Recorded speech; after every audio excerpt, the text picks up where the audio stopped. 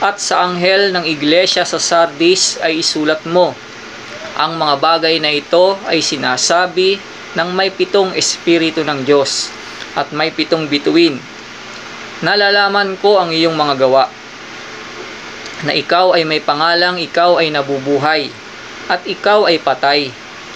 Magpuyat ka at pagtibayin mo ang mga bagay na natitira na malapit nang mamatay, sapagkat wala akong nasumpungang iyong mga gawang sakdal sa harapan ng aking Diyos.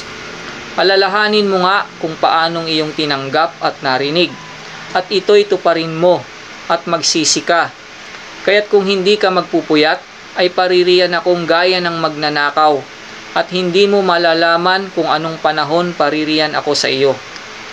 Ngunit mayroon kang ilang pangalan sa Sardis na hindi nangagdumi ng kanilang mga damit, at sila'y kasama kong magsisilakad na may mga damit na maputi, sapagkat sila'y karapat-dapat.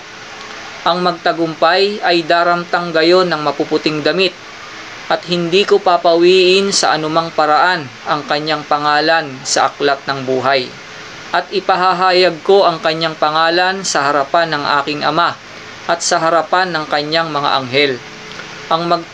Ang may pakinig ay makinig sa sinasabi ng Espiritu sa mga iglesia. At sa anghel ng iglesia sa Philadelphia ay isulat mo, ang mga bagay na ito ay sinasabi ng banal, Nyaong totoo, Nyaong may susi ni David, Nyaong nagbubukas at di mailalapat ng sinuman, at naglalapat at di maibubukas ng sinuman. Nalalaman ko ang iyong mga gawa. Narito, inilagay ko sa harapan mo ang isang pintuang bukas, na di mailalapat ng sinuman, na ikaw ay may kaunting kapangyarihan, at tinupad mo ang aking salita, at hindi mo ikinaila ang aking pangalan. Narito, ibinibigay ko sa sinagoga ni Satanas ang mga nagsasabing sila'y mga Hudyo at sila'y hindi, kundi nangagbubulaan. Narito, sila'y aking papapariyanin at pasasambahin sa harap ng iyong mga paa, at nang maalamang ikaw ay aking inibig. Sapagkat tinupad mo ang salita ng aking pagtitiis, ikaw naman ay aking iingatan sa panahon ng pagsubok na darating sa buong sanglibutan, upang subukin ang mga nananahan sa ibabaw ng lupa. Ako'y dumarating na madali, panghawakan mong matibay ang nasa iyo, upang huwag kunin ng sinuman ang iyong putong. Ang magtagumpay ay gagawin kong haligi sa templo ng aking Diyos, at hindi na siya'y lalabas pa doon.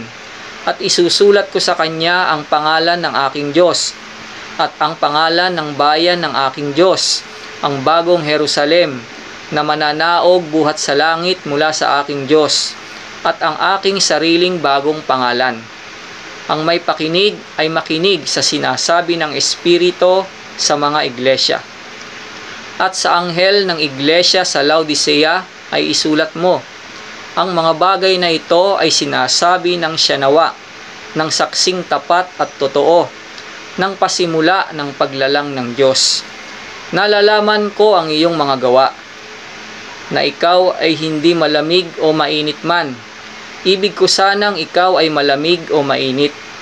Kaya sapagkat ikaw ay malahininga at hindi mainit o malamig man, ay isusuka kita sa aking bibig.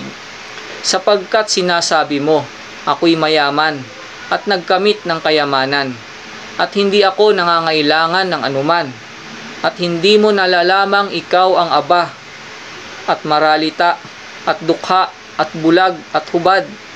Ipinapayo ko sa iyo na ikaw ay bumili sa akin ng gintong dinalisay ng apoy, upang ikaw ay yumaman, at ng mapuputing damit, upang iyong maisuot, at upang huwag mahayag ang iyong kahiya-hiyang kahubaran, at ng pangpahid sa mata, na ipahid sa iyong mga mata, upang ikaw ay makakita.